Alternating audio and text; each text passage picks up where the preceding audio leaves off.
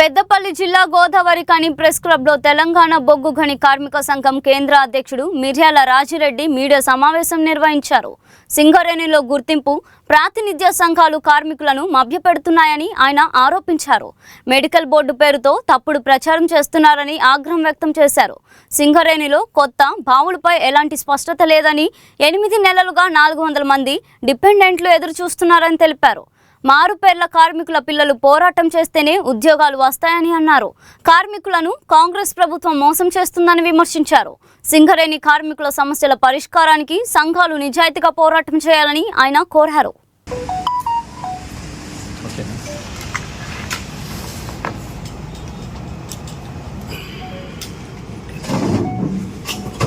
ఎందుకు తక్కువ అవుతుంది, ఎందుకు ఎక్కువ వాళ్ళు మిగిలిపో మరి కొత్త బావులు వస్తా ఉంటే ఈరోజు ఎందుకు మరి ఎక్కువ అంటే కొత్తగా తీసుకొచ్చిన ఆ రోజు మరి 20 బావులు అని చెప్పుకుంటామా? కాబట్టి 1-2 బావులు మాత్రమే కొత్తగా తీసుకురాబడినాయి. మిగతా అన్నిటి కూడా ఎక్స్టెన్షన్ ప్రాజెక్టు అనుమతులు తీసుకొచ్చుకొని ఈరోజు ఈసీ గారికి పొంతన లేనటువంటి స్టేట్మెంట్ ఇచ్చి కార్మికులను మభ్యపెట్టి లో ఉన్నటువంటి కార్మికులకు మాత్రమే సవరణ జరిగింది. అది కూడా పూర్తి నష్టదాయకమైనటువంటి ఏఐటీస్ ఐఎన్టీసీల యొక్క తప్పుడు ప్రచారాన్ని అర్థం చేసుకోండి. ఈరోజు ఇది రెగ్యులర్గా జరిగే బోర్డు కాదు. జూలై మాసంలో ఉన్నటువంటి 55 మందిలో 54 హాజరైతే 5 మంది అన్ఫిట్ అయినటువంటి వాళ్ళు ఈ కార్మిక సోదరులు 32 మంది. వీళ్ళు గతంలో మెడికల్ బోర్డుకు హాజరై వాళ్ళకు ఫిట్ అన్ఫిట్ తేల్చలేనటువంటి పరిస్థితుల్లో దాదాపుగా 3-3.5 సంవత్సరాలు వేచి ఉన్నటువంటి కార్మికునికి వచ్చినటువంటి పిలుపు ఇది మెడికల్ బోర్డు అని చెప్పుకోవడానికి సిగ్గు లేకుండా మాట్లాడుతున్నటువంటి 2 సంఘాలు. కాబట్టి దీనివల్ల ఏ కార్మికునికి కూడా ఉపయోగకరం లేదు. 2 సంవత్సరాలకు ముందు అప్లై చేసుకున్నటువంటి అందరినీ పిలిచేటువంటి బోర్డు కావాలని కోరుకుంటున్నది ఈరోజు కార్మిక వర్గం. ఇక రెండవ విషయం చూసినట్లయితే ఏదైతే కొత్త బావులు తీసుకొస్తున్నామని చెప్తున్నటువంటి యాజమాన్యం కానీ ప్రభుత్వం కానీ ఏఐటీసీ ఐఎన్టీసీలు కానీ మరి కొత్త బావులు వచ్చినట్లయితే మా 6,000-7,000 మంది కార్మికులు ఎందుకు ఎక్సైజ్ అవుతారు?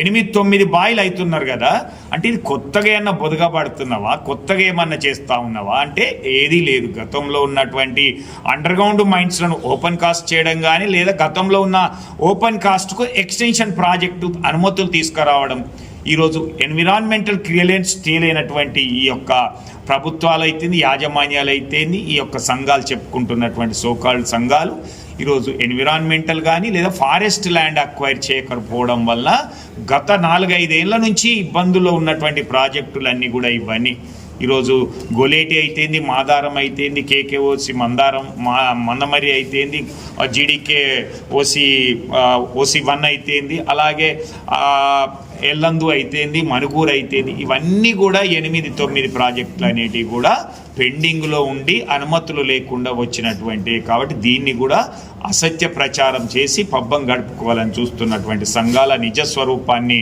మీరు తెలుసుకోండి.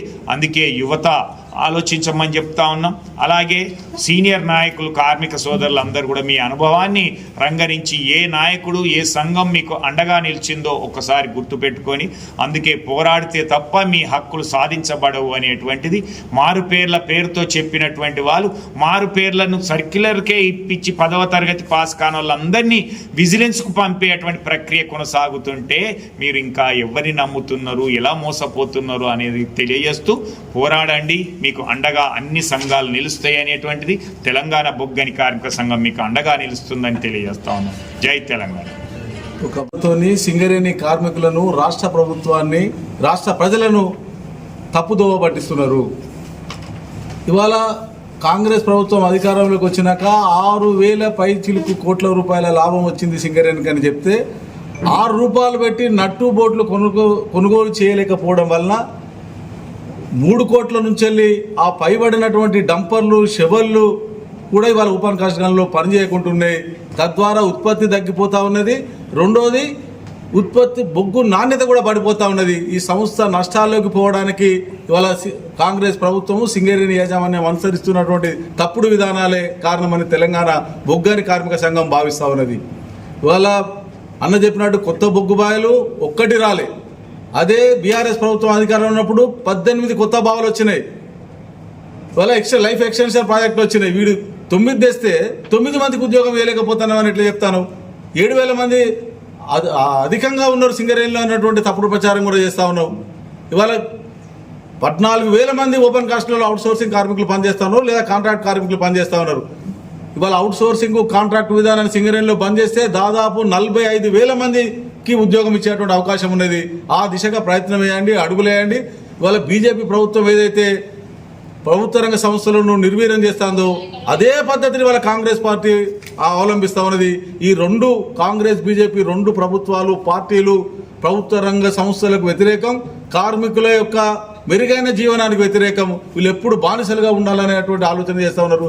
వీళ్లకు బొంద పెడితేనే వీళ్ళను ఈ దేశం నుంచి తరిమి వేస్తే తప్ప ఇవాళ ప్రజలకు ఉపాధి ఉన్నతమైనటువంటి అవకాశాలు ఉన్నాయనే విషయాన్ని బీఆర్ఎస్ పార్టీ స్పష్టం చేస్తూ ఉన్నది. తెలంగాణ బొగ్గు గని కార్మిక సంఘం దాన్ని బలంగా విశ్వసిస్తూ ఉన్నది.